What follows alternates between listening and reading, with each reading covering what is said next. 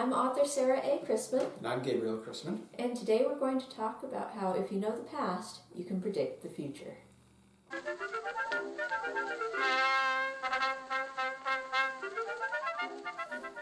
There's an old idea that if you know the past, you can predict the future.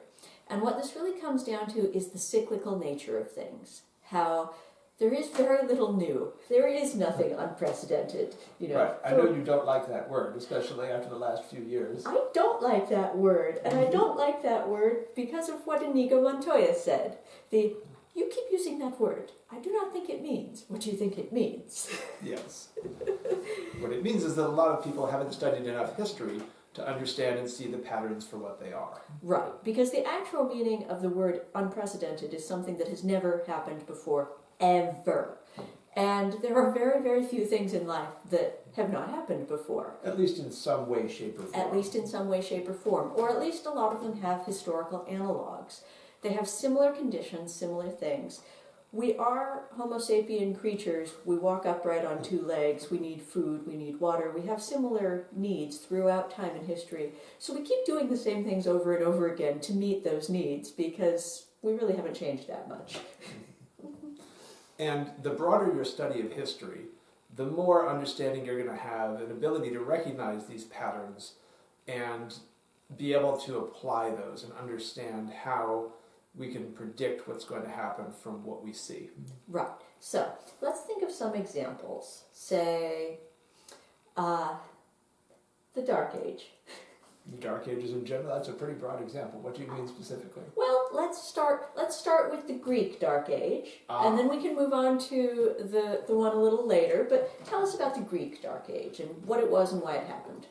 Okay. Well, there was basically an era when there was a major an invasion of Greece by a new group of people.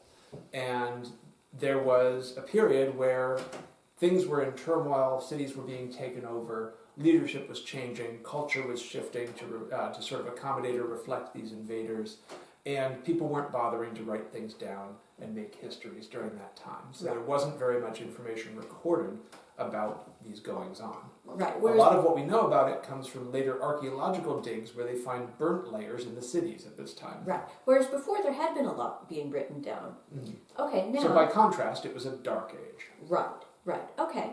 Now, then you have Hellenic Greece, beautiful flowering of civilization. Mm-hmm. Tell us about what happened at the beginning of the Common Era.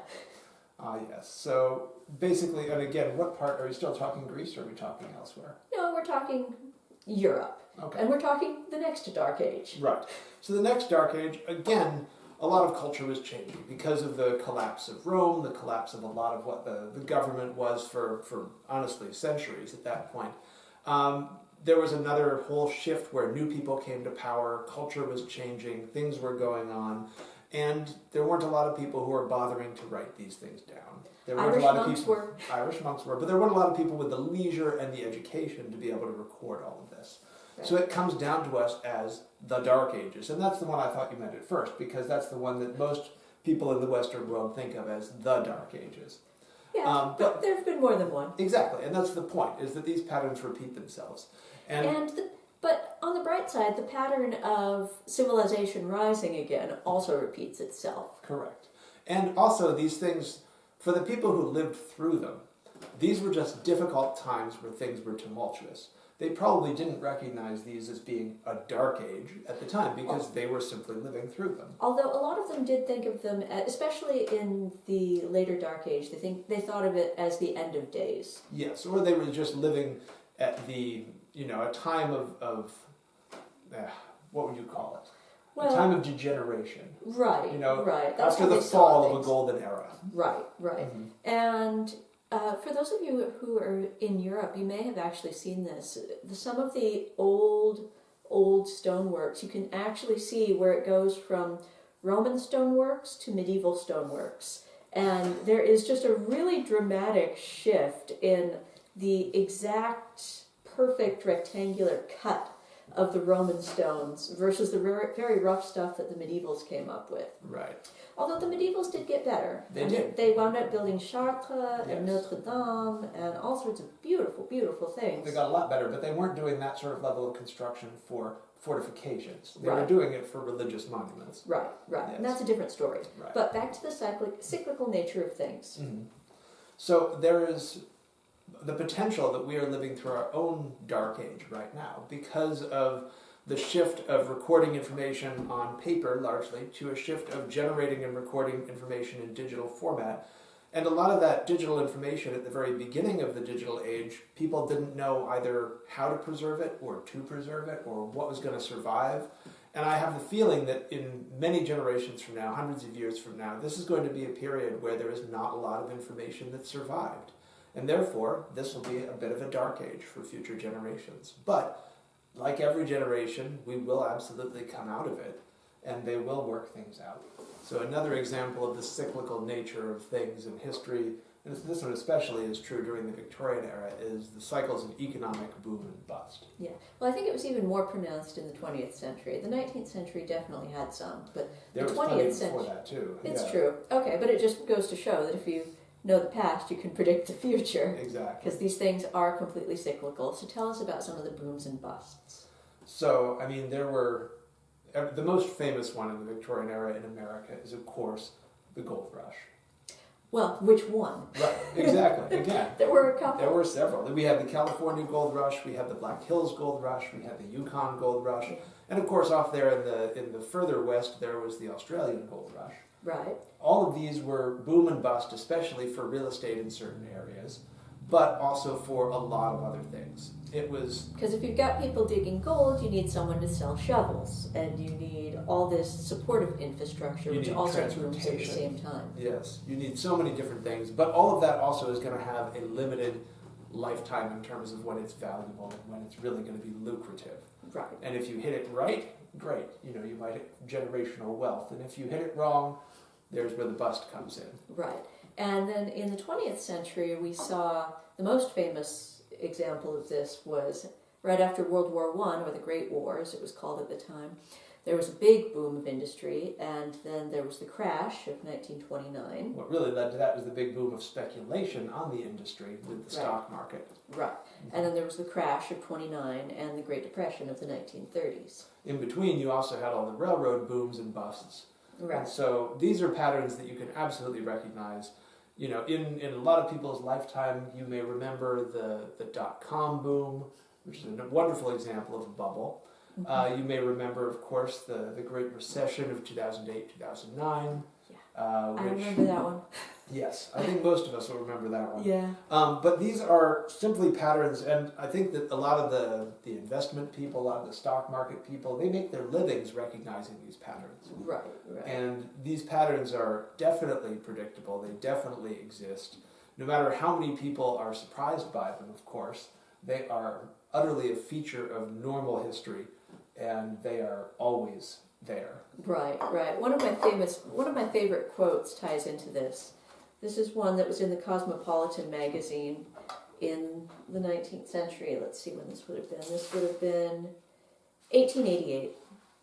So, quote, "We think the age in which we live is the age, that the people among whom we move are the favored of the earth, that our ways are the best, that our methods are the nearest allied to those of omniscience, that the crisis we face is the most momentous.